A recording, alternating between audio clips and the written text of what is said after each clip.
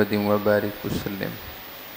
اعوذ باللہ من الشیطان الرجیم، بسم اللہ الرحمن الرحیم۔ اعملوا آل داود شکرا وقلیل من عبادی الشکور۔ صدق اللہ العظیم۔ محبت اور عقیدت کے ساتھ درود پاک پڑھ لیجیے۔ اللہم صلی علی محمد وعلی آل محمد کما صلیت علی ابراہیم وعلی آل ابراہیم انک حمید مجید۔ اللہم بارک علی محمد وعلی آل محمد کما بارکت علی ابراہیم وعلی آل ابراہیم انک حمید مجید۔ صلی اللہ علی النبی الامی وآلہ واصحابہ صلی اللہ علیہ وسلم۔ صلاۃ و سلام علیک یا رسول اللہ۔ مختصر درس ہو اور بات سمجھ میں آ جائے تو یہ اصل مقصد کا حاصل ہونا ہے، اور بات طویل ہو دراز ہو، بہت طویل درس ہو، طویل بیان ہو، لیکن سمجھ کچھ نہ آئے تو کچھ فائدہ نہیں ہے۔ اس لیے آپ کی اور ہماری کوشش یہ ہونی چاہیے کہ ہم بات کو سمجھیں، سیکھیں، اور دین کی اس بات کو، شریعت کی اس بات کو اپنے عمل میں لے کر آئیں، اپنی زندگی میں لے کر آئیں، تاکہ دین کی اس بات سے ہم ہمیشہ فائدہ اٹھاتے رہیں۔ آج کے درس کا موضوع اور عنوان شکر ہے، شکر اور اہل بیت اطہار علیہم رضوان۔ اللہ رب العزت کی بارگاہ میں شکر ایک ایسی عبادت ہے کہ اگر شکر دل میں شکر کی کیفیت پیدا ہو جائے تو شکر کرنے والا بظاہر خاموش بھی کیوں نہ ہو تو اس کے لیے عبادت لکھی جاتی ہے، گویا کہ وہ اللہ تعالیٰ کی عبادت کر رہا ہے۔ حضرت سیدنا سعید بن جبیر رضی اللہ تعالیٰ عنہ سے روایت ہے کہ سب سے پہلا شخص جو جنت میں داخل ہوگا، یا سب سے پہلے جو لوگ جنت میں داخل ہوں گے، ان کی شان یہ ہوگی کہ یحمد اللہ فی السراء والضراء، جو ہر حال میں خواہ و آسانی ہو یا تنگی کی حالت ہو، سکھ میں ہو یا دکھ میں ہو، ہر حال میں اللہ تعالیٰ کی حمد و ثنا کرتے ہوں، اللہ تعالیٰ کے حضور تعریف اور اس کی توصیف بجا لاتے ہوں۔ اللہ تعالیٰ کو وہ بندے اتنے پسند ہوں گے اور وہ بندی اتنی پسند ہوں گی کہ اللہ تعالیٰ سب سے پہلے انہیں جنت میں داخل فرمائے گا۔ تو ہر حال میں اللہ تعالیٰ کے حضور، اللہ کی نعمتوں پر، اللہ کی رضا پر راضی رہنا، اللہ کے حکم پر راضی رہنا، یہ شکر ہوتا ہے۔ ہم عام لوگوں کے لیے شکر میں یہ پہلا زینہ ہے کہ کم سے کم اللہ تعالیٰ کی نعمتوں کا احساس رکھیں، اللہ تعالیٰ کی نعمتوں کو اللہ تعالیٰ کی طرف نسبت دیں، اور یہ سمجھیں کہ جو کچھ ہے اللہ کا دیا ہوا ہے۔ یہ احساس خود بخود شکر پیدا کرتا ہے۔ حضرت سیدنا آدم علیہ نبینا وعلیہ الصلاۃ والسلام، سیدنا موسیٰ کلیم اللہ علیہ الصلاۃ والسلام نے اللہ رب العزت کی بارگاہ میں یہی بات عرض کی تھی، یا اللہ تیرے شکر تو ادا نہیں ہو سکتا، یا اللہ تیرے شکر کون ادا کر سکتا ہے؟ کیف استطاع آدم ان یؤدی شکر ما صنعت الیہ، اے باری تعالیٰ، انسان تیرا شکر کیسے ادا کر سکتا ہے؟ تیری نعمتوں کا شکر کیسے ادا ہو سکتا ہے انسان سے؟ خلقتہ بیدک ونفخت فیہ من روحک واسکنتہ جنتک ومرت الملائکہ فسجدوا لہ۔ اللہ وہ انسان کہ جس پر تیری نعمتوں کی بارش برستی ہے، جس کو تو نے خلقتہ بیدک، جس کو تو نے اپنے دست قدرت سے بنایا ہے،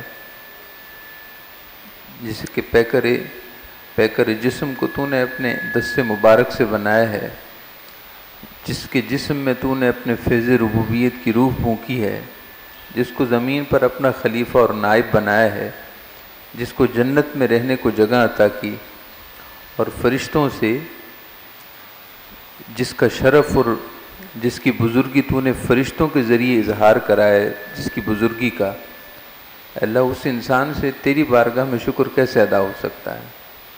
اللہ پاک نے ارشاد فرمایا کہ یا موسیٰ علم آدم ان ذلک منی فحمدنی علیہ فکان ذلک شکرا لما صنعت الیہ۔ ارشاد فرمایا کہ ہم بڑے قدردان ہیں، ہم اپنے بندوں کے نیک اعمال کے بڑے قدردان ہیں۔ اگر ہمارے بندے صرف یہ احساس اپنے دل میں بٹھا لیں کہ جتنی بھی نعمتیں ان کو دی گئی ہیں وہ سب میری طرف سے ہیں، جتنی بھی نعمتیں انسان کے پاس ہیں وہ سب میری طرف سے ہیں، اس بات کا احساس اس کے دل میں جگہ لے لے،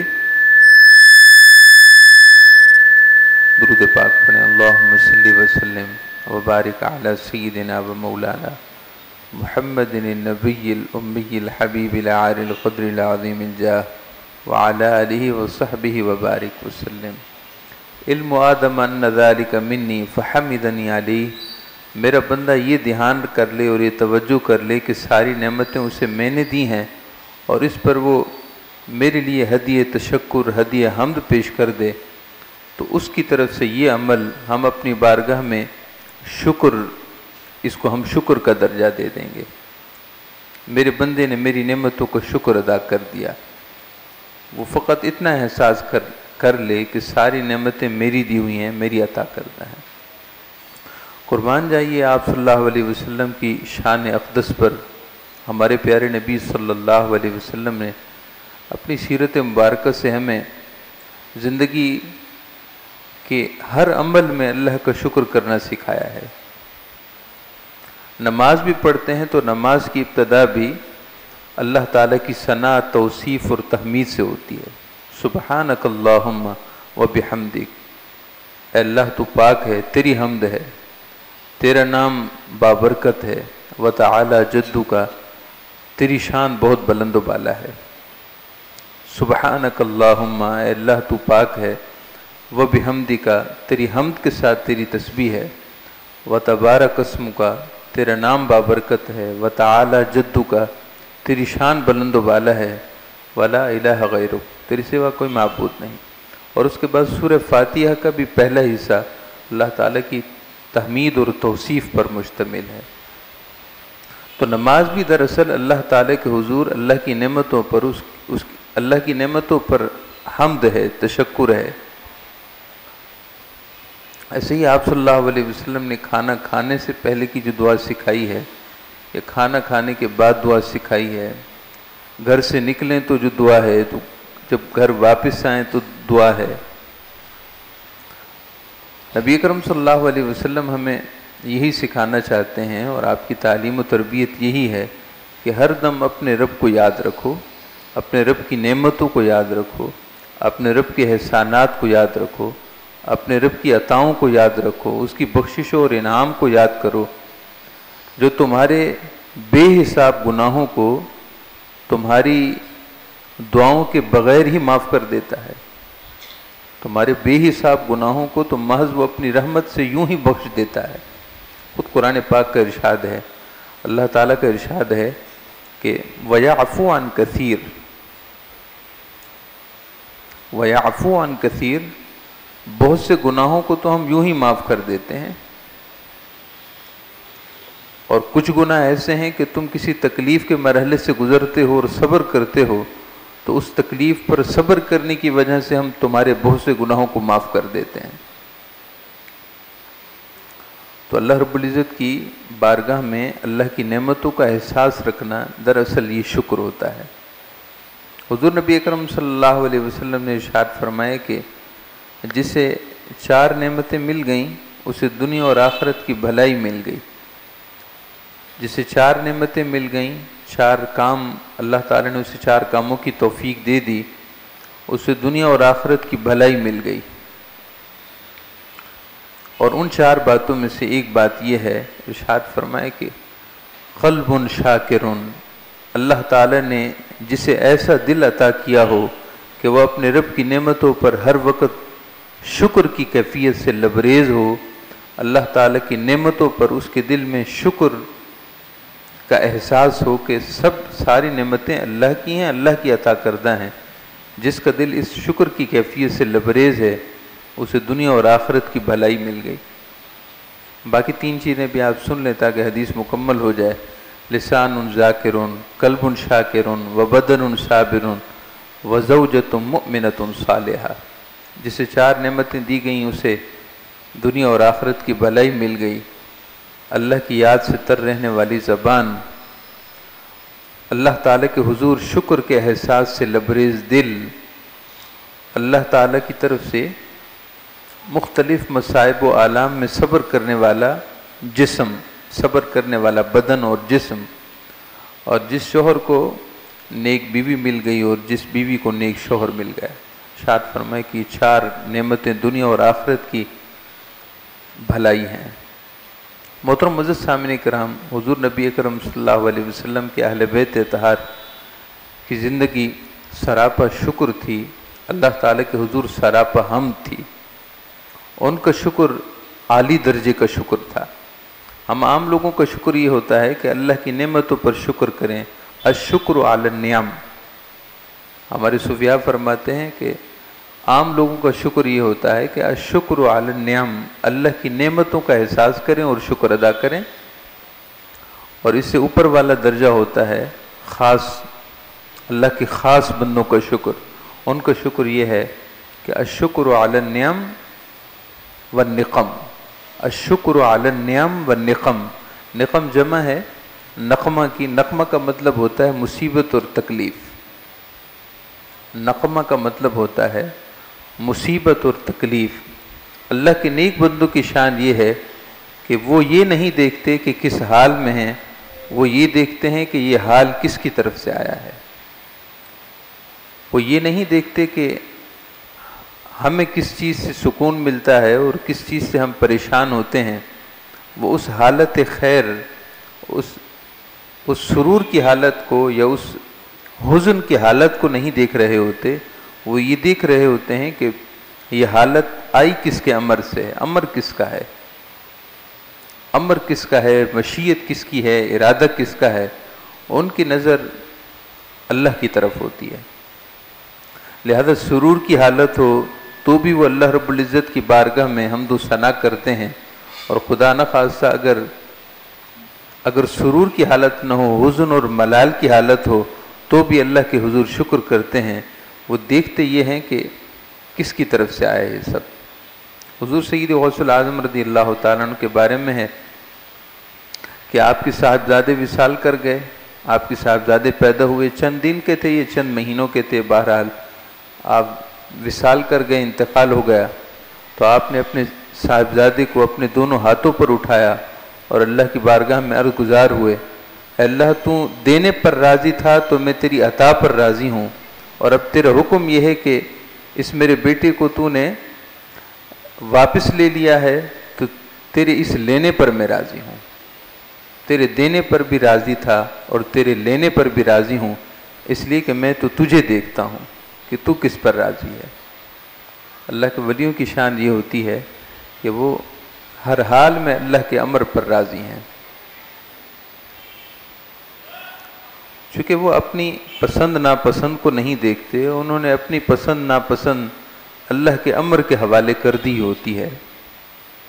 تو اللہ کا امر جیسا چاہتا ہے، اللہ کی مشیت جیسی ہے، بس وہ اس پر راضی ہیں. چنانچہ حضرت سیدنا خواجہ جنید بغدادی رضی اللہ تعالیٰ عنہ ارشاد فرمایا کرتے تھے کہ عام لوگوں، اے اللہ کے بندو، تم اتنا شکر کر لو تو بڑی بات ہے. اللہ کے ولیوں اور اللہ کے دوستوں کے شکر کو تم کہاں پہنچ سکتے ہو. آپ فرماتے تھے کہ تم اتنا شکر کر لو تو بھی بڑی بات ہے. الشکر اللہ یعصی اللہ بنعمہ. الشکر اللہ یعصی اللہ بنعمہ، کہ اللہ تعالیٰ کی دی ہوئی نعمتوں کو اللہ کی نافرمانی میں استعمال نہ کرو. اللہ تعالیٰ کی دی ہوئی نعمتوں کو اللہ کی نافرمانی میں صرف نہ کرو. اللہ تعالیٰ کی عطا کردہ نعمتوں کو اس کی اطاعت اور بندگی میں صرف کرو. ان اللہ کی نعمتوں سے اللہ کی نافرمانی نہ کرو. یعنی مثلا آنکھیں اللہ کی نعمت ہیں تو اللہ کا شکر یہ ہے کہ آنکھوں سے گناہ نہ ہو. کان اللہ کی نعمت ہیں تو کانوں کی نعمت پر اللہ کا شکر یہ ہوگا کہ کانوں سے گناہ نہ ہو. ایسے ہی زبان، ایسے ہی ہاتھ. اولیاء اور صلحاء میں ایک مشہور و معروف بزرگ ہو گزرے ہیں متقدمین میں، حضرت سیدنا ابو حازم. حضرت سیدنا ابو حازم آپ سے آپ کے مریدین نے پوچھا کہ ما شکر العینین، ہم آنکھوں کی نعمت پر اللہ کا شکر کیسے کریں گے؟ آپ نے فرمایا کہ اذا رأیت بہما خیرا اعلنتہ واذا رأیت بہما شرا سترتہ. فرمایا کہ آنکھ کی نعمت کا شکر یہ ہوگا کہ اگر آنکھوں کے سامنے ایسا منظر گزرے جو خیر والا ہو، بھلائی والا ہو، تو اس خیر سے فائدہ اٹھاؤ، نفع اٹھاؤ. اور آنکھوں کے سامنے سے ایسا منظر گزرے جو شر والا ہو تو سترت ہو، اپنی آنکھ کی نگاہ، اپنی آنکھ کی بصارت کو چھپا لو، یعنی اپنی آنکھ پھیر دو. آپ سے پوچھا گیا کہ کانوں پر شکر کیا ہوگا کانوں کی نعمت پر؟ فرمایا اذا سمعت بہما خیرا وعیتہ واذا سمعت بہما شرا دفنتہ وعیتہ ودفنتہ. ارشاد فرمائے کہ کانوں سے اگر اچھی بات سنو تو اس کو محفوظ کر لو، اس کو غور سے سنو اور محفوظ کر لو. اور اگر ایسی بات سنو جو شر ہے، اللہ کی نافرمانی والی ہے، شر والی ہے، تو دفنتہ، اس کو دور کر دو، اس کو ہمیشہ کے لیے اپنے آپ سے دور کر لو. ایسے ہی آپ نے ہاتھوں کے بارے میں اور پیٹ کے بارے میں جو بات فرمائی وہ بھی سنیں. آپ سے پوچھا گیا حضور پیٹ اللہ کی نعمت ہے، اس پر شکر کیا ہوگا؟ ارشاد فرمایا کہ ان یکون اسفلہ صبرا واعلاہ علما. پیٹ پر اللہ کی نعمت پیٹ کی نعمت پر اللہ کا شکر یہ ہے کہ پیٹ میں جو کچھ ڈالتے ہو اس کو صبر سے ڈالو. پیٹ میں جو کچھ ہو وہ صبر والا ہو، یعنی حلال حرام کا خیال کرو. تھوڑا ملے گا لیکن اگر صبر کے ساتھ ہوگا، اللہ کی رضا والا ہوگا تو وہ پیٹ میں ڈالو، یعنی لقمہ حلال پیٹ میں جائے اور لقمہ حلال نشو نما کا حصہ بنے تو یہ اللہ تعالیٰ کی اس نعمت پر شکر ہوگا. اور اس کے ظاہر کو علم کی چادر سے ڈھانپ دو، یعنی تمہیں حلال حرام پتہ ہونا چاہیے کہ حلال کیا ہے اور حرام کیا ہے. اپنے پیٹ پر علم کی چادر ڈال دو، یعنی جو کچھ پیٹ میں ڈالتے ہو تمہیں سمجھ ہونی چاہیے کہ حلال کیا ہے، حرام کیا ہے. حلال و حرام کے امتیاز کے ساتھ اپنے جسم کو غذا دو اور اپنے پیٹ کو وہ لقمہ دو جو حلال والا ہو. حضرت سیدنا امام غزالی رحمۃ اللہ تعالی علیہ کی آپ کتاب پڑھیں احیاء العلوم تو ہماری عقل دنگ رہ جائے گی کہ ہم تو انتہائی ناشکرے لوگ ہیں. ناشکری میں ہم نے انتہا کر دی ہے، اور ناشکری کی انتہا یہ ہوتی ہے کہ انسان شکوے پر اتر آئے. ہونا تو یہ چاہیے تھا کہ اللہ کی نعمتوں کی طرف دھیان رکھتا اور شکر کرتا، الٹا انسان شکوے پہ اتر آئے تو یہ بہت بڑا ظلم ہے. یہ اللہ تعالیٰ کی نعمتوں کے ساتھ ظلم ہوگا. یعنی اللہ رب العزت نے اسے صحت دی ہے، اسے صحت کی نعمت کی طرف توجہ نہیں ہے. وہ یہ دیکھ رہا ہے کہ مجھے مال کم ملا ہے، مجھے دنیا داری سے حصہ کم ملا ہے، دنیا داری میں مجھے کم ملا ہے. اسے یہ خیال نہیں کہ اللہ تعالیٰ نے اسے صحت تو دے رکھی ہے، صحت کی نعمت کو اس نے پس پش ڈال دیا ہے، اور جو چیزیں اس کے پاس نہیں ہیں اور اللہ کی حکمت ضرور اس میں ہوگی کہ ان چیزوں کا اس کے پاس نہ ہونا یا اتنی مقدار میں ہونا بہتر ہے، اس نے اس کو شکوے کے پر استعمال کر دیا ہے. اسے اپنی عافیت کی نعمت کی طرف دھیان نہیں، مگر اسے یہ شکوہ ضرور ہے کہ اسے دنیا سے کم دیا گیا ہے. تو احساس شکر احساس شکر کی جگہ احساس شکوہ اگر پیدا ہو جائے تو یہ ظلم ہے، انتہا درجے کا ظلم ہے. اور آسان لفظوں میں اگر آپ سمجھیے تو یہ ابلیسیت ہے، یہ شیطنت ہے۔ ابلیس نے یہی کام کیا تھا کہ اس نے اللہ تعالیٰ کی عطا کردہ اس نعمت کو نہ دیکھا کہ اللہ تعالیٰ نے تو اسے فرشتوں کی معیت عطا کی تھی، وہ ساری نعمتیں بھلا دی اس نے۔ اللہ تعالیٰ نے اسے انسان سے پہلے پیدا کیا، یعنی بشر سے پہلے اللہ تعالیٰ نے جنوں کو پیدا کیا، وہ بشر کے مقابلے میں پہلے پیدا ہوا، اس نے اللہ کی اس نعمت کو بھلا دیا۔ اللہ تعالیٰ نے اسے فرشتوں میں رکھا، اس نے اس نعمت کو بھلا دیا۔ اللہ تعالیٰ نے اسے عدم سے وجود دیا، اس نے اس نعمت کو بھلا دیا۔ بس اسے ایک ہی بات نظر آئی کہ مجھ سے آدم علیہ السلام کو مجھے سجدے کا حکم کیوں دیا جا رہا ہے، اتنی بات پر وہ بھڑک اٹھا۔ تو یہ ابلیسیت ہوتی ہے کہ اللہ تعالیٰ کی ساری نعمتوں کو ایک طرف رکھ دیا جائے، اور جو گنی چنی چیزیں جو اس کے حق میں اللہ کے ہاں اللہ کی حکمت میں بہتر نہ ہوگی، اسے نہ ملیں یا کم ملیں، اس پر وہ شکوے کی زبان کھول دے۔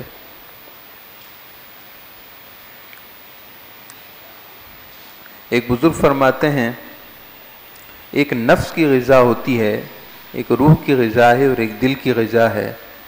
نفس کی غذا یعنی ہم عام انسان تو نفس کی غذا ہی ڈھونڈتے ہیں، تو عام لوگوں کو کم سے کم غذا اور نفس پر تو شکر کرنا چاہیے، یعنی جسم کی جو غذا ہے، یہ جسم کو جو سکون دینے والی چیزیں ہیں کم سے کم ان پر تو شکر کریں، مطعم پر، ملبس پر، عافیت پر، اللہ تعالیٰ نے پہننے کو دیا ہے، جسم ڈھانپنے کو لباس مہیا ہے، اس پر تو شکر کرو۔ اللہ تعالیٰ نے تمہیں اپنی زندگی اور اپنی حیاتی کو باقی رکھنے کے لیے تمہیں کھانے پینے کی نعمتیں دی ہیں، اس پر تو شکر کرو۔ خدا نہ خواستہ اگر تمہارے لیے رزق کا دروازہ بند ہو جائے اور کھانا پینا تمہارے حلق سے نیچے نہ اترے تو کیسے جیو گے؟ یہ کیا نعمت کم ہے کہ صبح و شام ہر لمحہ تم اللہ تعالیٰ کی نعمتوں کو بطور مطعومات اور ملبوسات استعمال کر رہے ہو۔ اور پھر تیسری چیز یہ ہے کہ اللہ تعالیٰ نے تمہیں بہت سی تکلیفوں سے بچا کر عافیت میں رکھا ہے، عافیت میں رکھا ہے۔ ایک لمحے بھر کے لیے بھی اگر اللہ تعالیٰ عافیت کا دروازہ بند کر دے تو لاکھوں کروڑوں اربوں خربوں کا عدد بھی کم لگتا ہے، لاکھوں اربوں خربوں مصیبتیں انسان کو نگل جائیں۔ یہ اللہ تعالیٰ نے انسان کو عافیت کے دروازے میں رکھا ہے۔ جو مختلف واقعات ہوتے ہیں ان سے نصیحت حاصل کرنی چاہیے، یعنی ایسے کئی لوگ گزرے کہ اربوں خربوں کے مالک تھے، لیکن اللہ تعالیٰ نے جب عافیت کا دروازہ بند کر دیا تو بڑی دولت بھی کام نہ آئی اور جسم بھی لاپتہ ہو گئے، جسم کا بھی اتا پتہ نہیں۔ اگر اللہ تعالیٰ عافیت کا دروازہ بند کر دے تو پھر نہ جانے انسان کہیں سے کہیں پہنچ جائے، کوئی خبر ہی نہیں۔ یہ اللہ کی شان ہے کہ ہم رات کو سوتے ہیں نیند میں تو صبح خیریت سے اٹھتے بھی ہیں۔ حدیث پاک میں ہے کہ النوم اخو الموت یا اخت الموت کے لفظ ہیں کہ نیند بھی موت کی طرح ہے، نیند بھی موت کی طرح ہے۔ یہ اللہ کی شان ہے کہ تمہیں نیند میں اور نوم میں داخل کرتا ہے اور پھر دوبارہ تمہیں بیداری کی زندگی بھی عطا کرتا ہے۔ تو قصہ مختصر یہ ہے کہ کم سے کم غذا و نفس یعنی مطعومات، ملبوسات اور عافیت کی نعمتوں پر ہم ہر لمحہ اللہ کا شکر کریں۔ اللہ تیرے شکر ہے، تو نے نعمتوں میں رکھا ہے۔ یہ غذا اور روح، یہ اللہ کے ولی اس پر شکر کرتے ہیں۔ علم، معرفت اور طاعت اللہ کی بڑی نعمتیں ہیں۔ وہ جو ملبوسات، مطعومات اور عافیت تھی وہ تو جسم کے ساتھ تھی، مگر یہ تین چیزیں علم، معرفت اور اللہ تعالیٰ کی طاعت۔ علم دیا ہے تمہیں کہ اللہ تعالیٰ نے تمہیں یہ علم دے رکھا ہے کہ تم اللہ کے بندے ہو۔ اللہ تعالیٰ نے تمہیں اپنی توحید کا سبق دیا ہے، اپنے رسولوں کی رسالت کے عقیدے کا تمہیں سبق دیا ہے۔ تم ایمان کی دولت سے مالا مال ہو، کتنی بڑی اللہ کی نعمت ہے، تمہاری روح کی غذا ہے۔ اور تمہیں اللہ تعالیٰ نے اپنی پہچان دی ہے، اپنی بندگی کا احساس دیا ہے، اور تمہیں اللہ تعالیٰ نے اپنی اطاعت اطاعت کی طرف دلچسپی دی ہے کہ تم چاہتے ہو کہ اللہ راضی ہو۔ یہ کیا کم نعمت ہے؟ ایسے کئی لوگ ہیں جنہیں یہ پرواہ ہی نہیں کہ اللہ راضی ہوتا ہے یا ناراض۔ اللہ تعالیٰ نے تمہیں یہ احساس تو دیا ہے کہ تم ہر وقت یہ دھیان رکھتے ہو کہ اللہ ناراض نہ ہو جائے، میرے کسی عمل سے اللہ پاک ناراض نہ ہو جائے۔ یہ احساس طاعت ہے، اس پر اللہ کا شکر ادا کیا کرو، کیونکہ بہت سے لوگوں کے پاس یہ نعمت نہیں ہے، بہت سے لوگوں کے پاس یہ نعمت آہستہ آہستہ ختم ہو رہی ہے۔ یہ غذا روح کی غذا ہے، تمہیں روح کی غذا مہیا ہے، تمہیں علم دین حاصل ہے، تمہیں اللہ تعالیٰ کی بندگی کی پہچان حاصل ہے، تم اللہ تعالیٰ کو راضی کرنے کا احساس رکھتے ہو، اتنی بڑی نعمتیں تمہارے پاس ہیں۔ اور پھر دل کی غذا وہ اللہ تعالیٰ کا عرفان کا حاصل ہونا ہے اور اللہ تعالیٰ کی رضا کو پا لینا ہے۔ حضور سید الشہداء امام حسین رضی اللہ تعالیٰ عنہ اور آپ کے جملہ رفقا، آپ کے اہل بیت، ان سب کو وہ شانیں حاصل تھیں کہ وہ رضا بقضا کے درجے پر فائز تھے۔ رضا بقضا کا مطلب یہ ہوتا ہے کہ اللہ تو جس حال میں رکھے ہم اس حال میں راضی ہیں، اللہ تو جس حال میں رکھے ہم اس حال میں راضی ہیں۔ یہ جو لوگ اس درجے پر پہنچتے ہیں تو ان کے لیے یہ شان ہوتی ہے۔ ہم عام لوگوں کو یہ ہے کہ اللہ سے یہی دعا کریں، اے اللہ ہم امتحان کے قابل نہیں ہیں، اے اللہ ہمیں عافیت عطا کر۔ اللہ تعالیٰ کی تقدیر پر اور رضا پر، اس کی قضا پر راضی رہنا، یہ بڑے لوگوں کا درجہ ہے۔ جب کوئی شخص اس درجے کو اللہ کا نیک بندہ پہنچتا ہے تب اس کی شان یہ ہوتی ہے، یعنی وہ یہ سوال ہی نہیں کرتے کہ اللہ ہمیں سکون عطا کر، وہ یوں عرض کرتے ہیں کہ اے اللہ جس میں تو راضی ہے وہ ہمیں عطا کر، تو ہمارے سکون پر راضی ہے تو ہم اپنے سکون پر راضی، اور تو اگر ہمیں کسی قلق اور اضطراب سے گزار کر، تیری حکمت یہ ہے کہ تو اس پر راضی ہے تو ہم اس پر راضی ہے۔ غالباً بابا فرید الدین کوٹ مٹھن شریف والے وہ فرمایا کرتے تھے کہ یہ تو میرے دکھ تے راضی تو میں سکھ چولہے پاواں۔ مطلب یہ ہے کہ اللہ اگر تو میرے دکھی ہونے پر راضی ہے تو میں اپنے سکھ کو آگ لگا دوں، اللہ اگر تو میرے دکھی ہونے پر، میرے دکھ کے مشقت کے مرحلے سے گزرنے پر اگر تیری رضا اس میں ہے تو میں اپنے سکھ اور سکون کو چولہے کے اندر ڈالتا ہوں۔ مجھے نہیں چاہیے وہ سکھ جس میں میرے رب راضی نہ ہو، مجھے وہی دکھ ہی میں سینے سے لگا کر بیٹھا ہوں، وہی دکھ میرے لیے سکھ بن گیا کہ اے اللہ جس دکھ پر تو راضی ہے۔ یہ اللہ والوں کی شان ہوتی ہے بڑے درجے کے۔ حضور سیدنا امام حسین رضی اللہ تعالیٰ عنہ نے اپنے خانوادے کے 72 افراد کی شہادت کا گلدستہ اس لیے پیش کیا کہ اللہ اس پر راضی ہے تو یہ سودا بڑے نفع کا سودا ہے۔ اللہ تعالیٰ ہم سب کو اپنی بارگاہ میں ہمیشہ شکر کرنے کی توفیق عطا فرمائے، اللہ تعالیٰ ہم سب کو عافیت اور سلامتی عطا فرمائے، اللہ تعالیٰ ہم سب کو خاتمہ ایمان پر فرمائے۔ الحمدللہ رب العالمین، اللہم صلی علی محمد وعلی آل محمد وبارک وسلم۔ ربنا آتنا فی الدنیا حسنہ وفی الآخرۃ حسنہ وقنا عذاب النار۔